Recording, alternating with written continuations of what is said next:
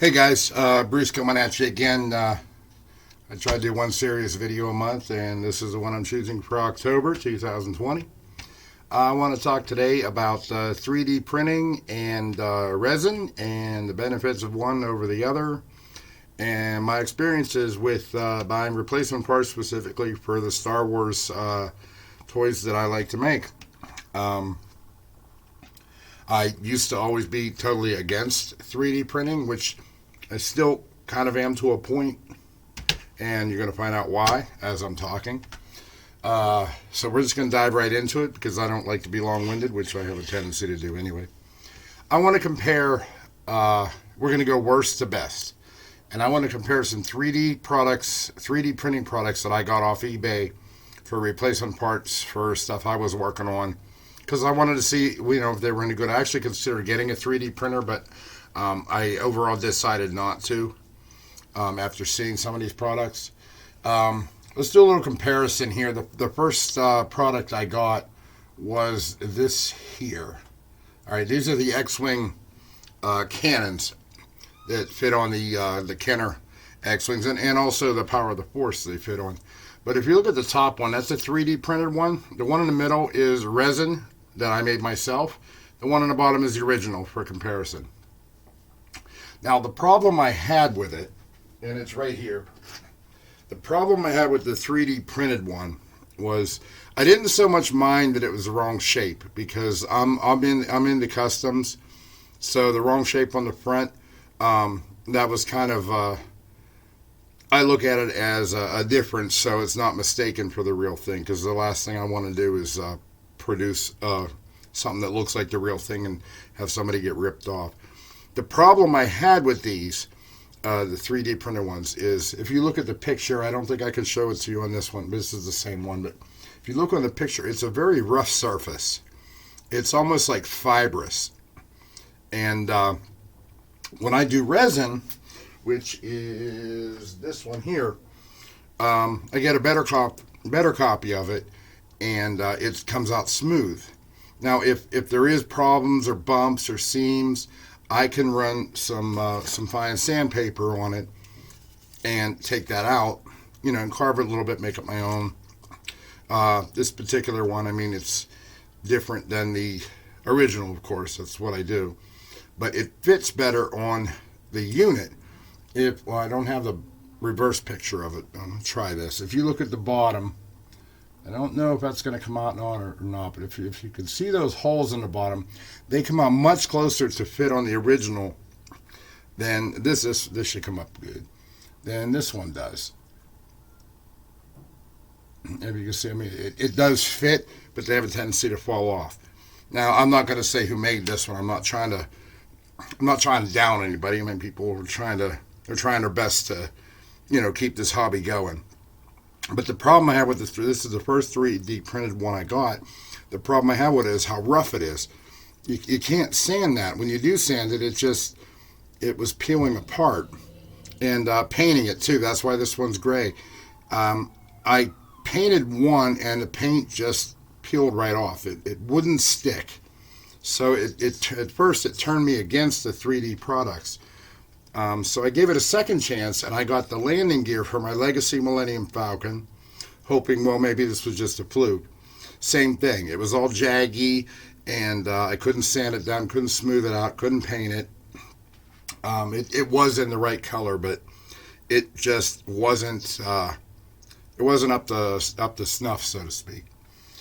So that was the first experience with the 3D printed stuff, and my resin stuff.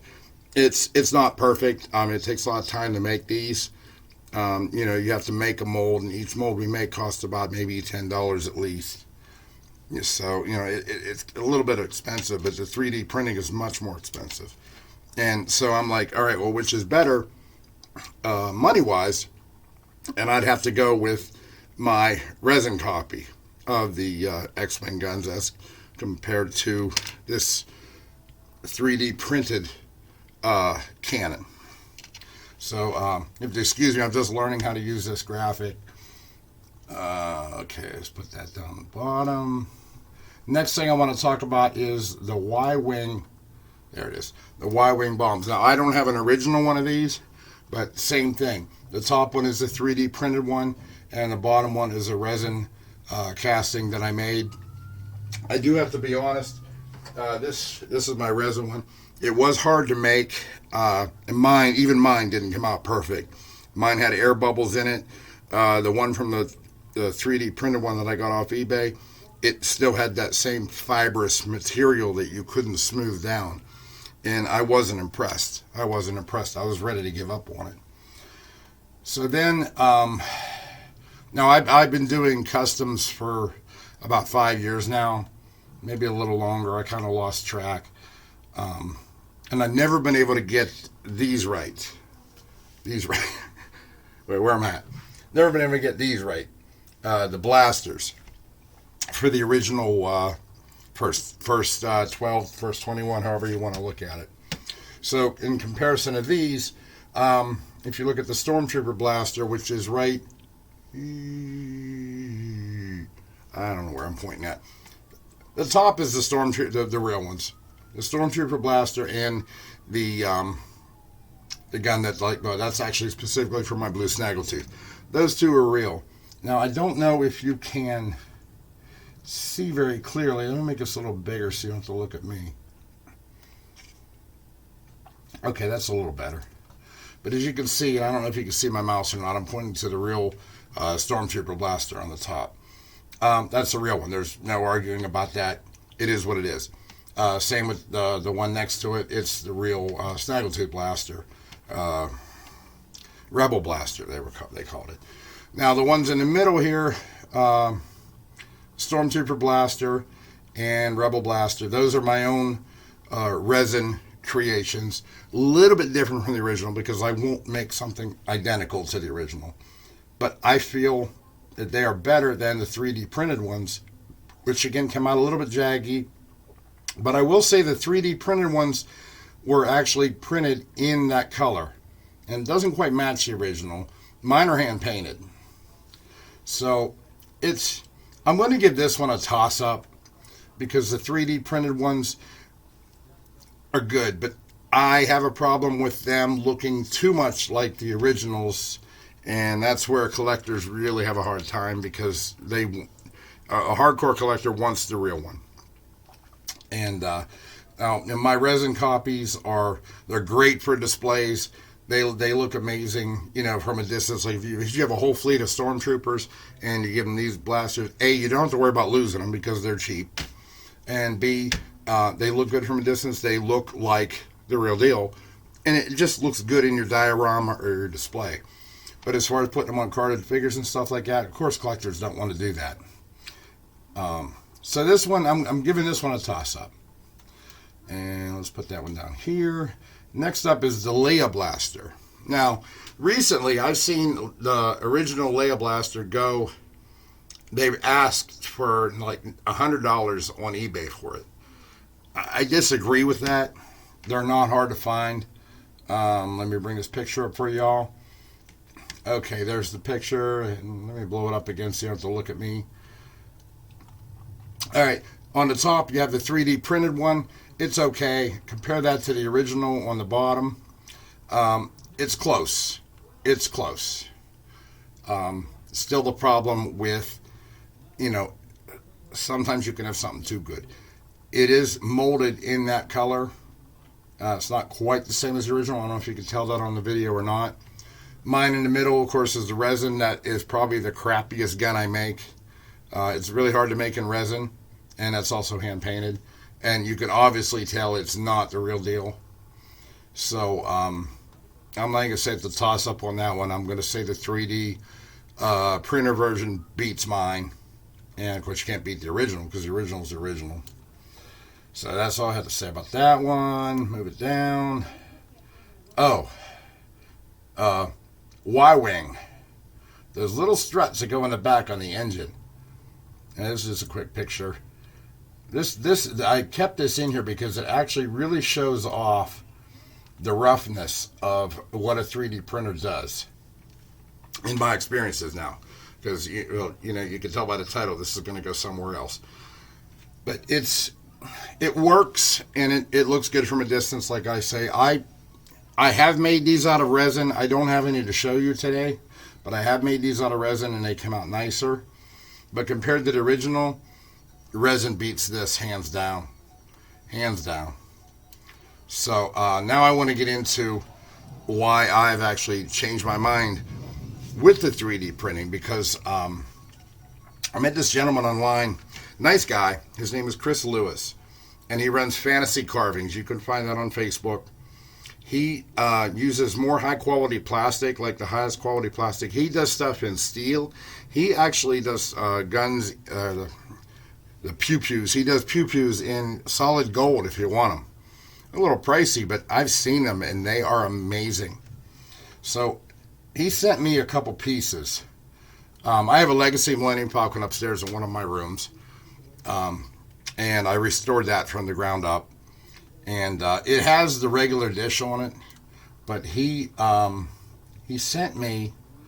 Oh, making a mistake here. I'm still not going to stop. We're still going to keep going. There we go. Let the show go on. He sent me this. Now, and of course, it's right here in my hand too. I keep going the wrong way. He sent me this. It's the radar dish, more, I guess, movie accurate, so to speak. And this does fit perfectly in my unit. I'm in my shop. I'm not going to carry my Legacy out of the display case and bring it down here. He sent me this. It's 3D printed, but he used high quality plastic to do so. And you can't, it's not rough at all. Like the other things I've showed you, it's not rough at all. It's very smooth.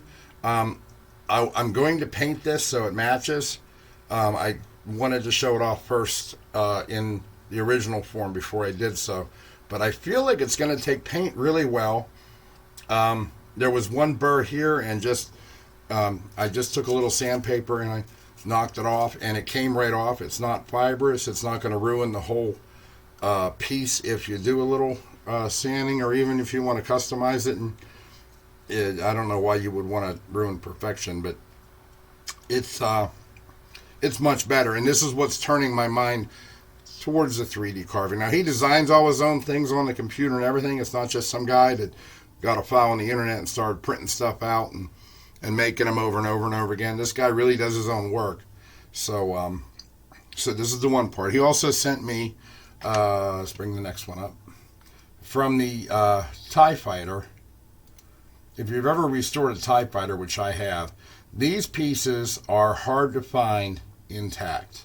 Now, I've made these in resin. This is actually a messed up one.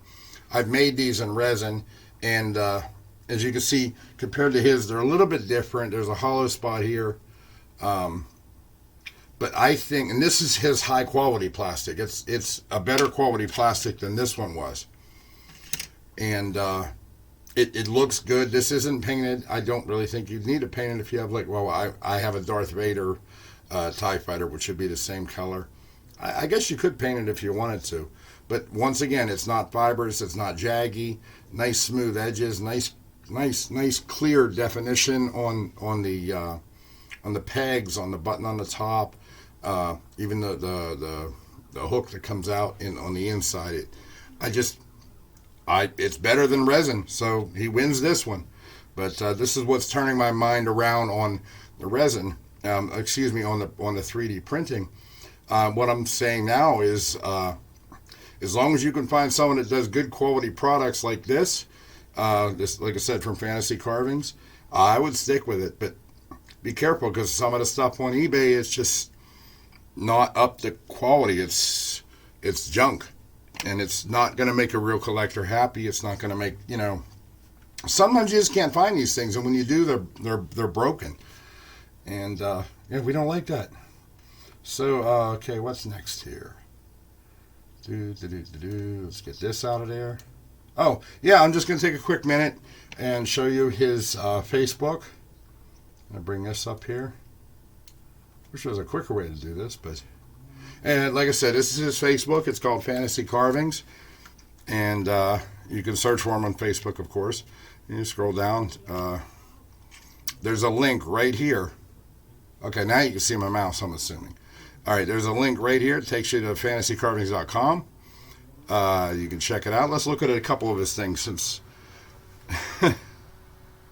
Oh, wait, we had this problem the other day. We had this problem the other way. Let me fix it. Let me fix it. Let me fix it. He actually had the wrong link on there, but I told him about it. He just hasn't fixed it yet. Where did I find the right link? It was like Shapeway or something like that. Oh, damn. I'm going to keep going with the video. I guess he's going to have to leave it in the comments what the real link is. Anyway, okay, I'm not going to worry about it.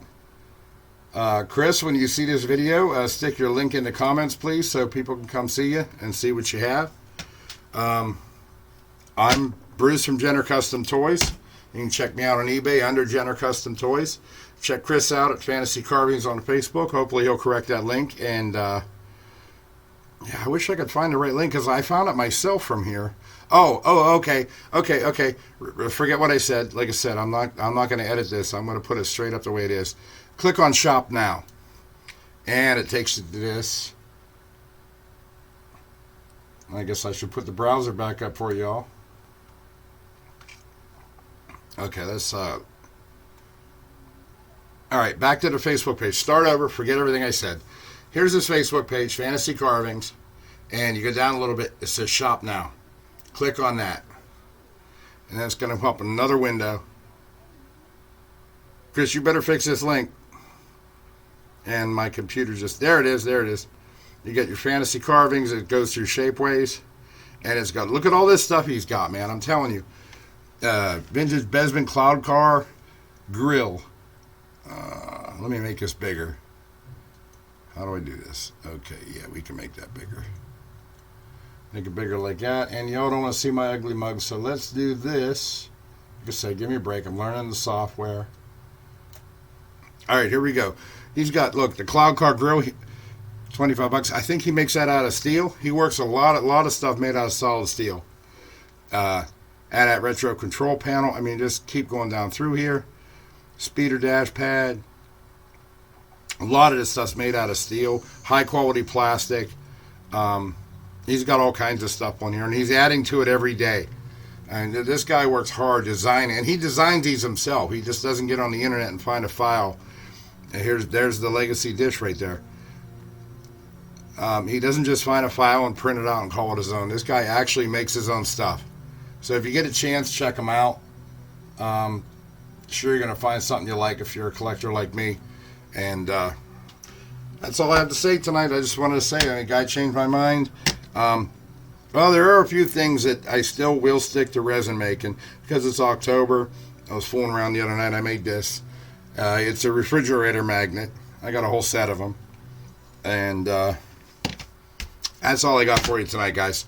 So y'all have a good night, and we'll see you next time. I might do another series, the series video. I said that I would do one series video a month instead of the weird stuff I do all the time, but I'm still going to do weird stuff.